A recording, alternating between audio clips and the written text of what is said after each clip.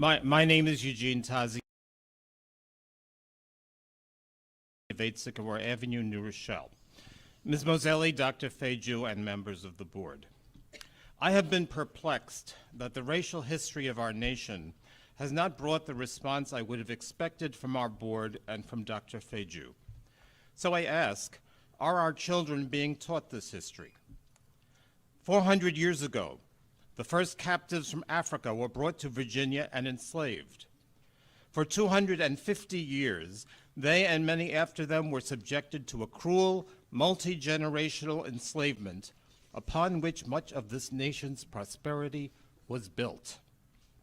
A century and a half ago, after a civil war, the enslaved were freed.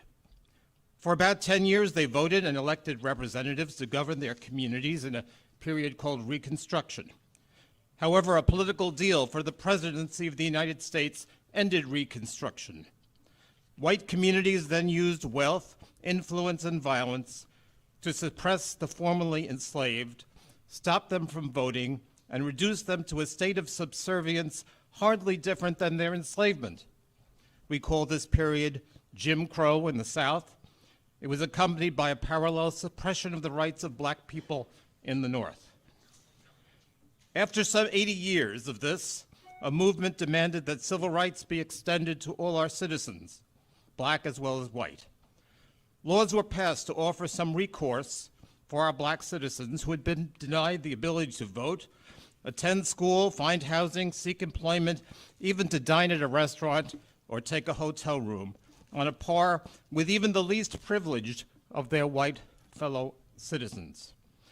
These laws against discrimination did improve the lives of many African Americans, but in many ways they still suffer from biases and attitudes that limit their educational and economic opportunities, the numbers of which we see here.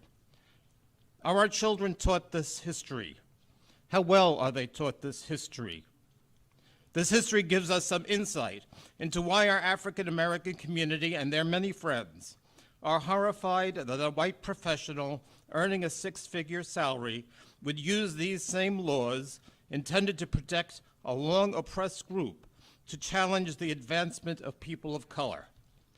They will not trust such a person with their children.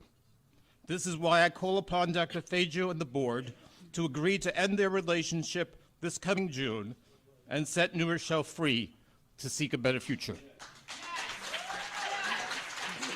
Thank you.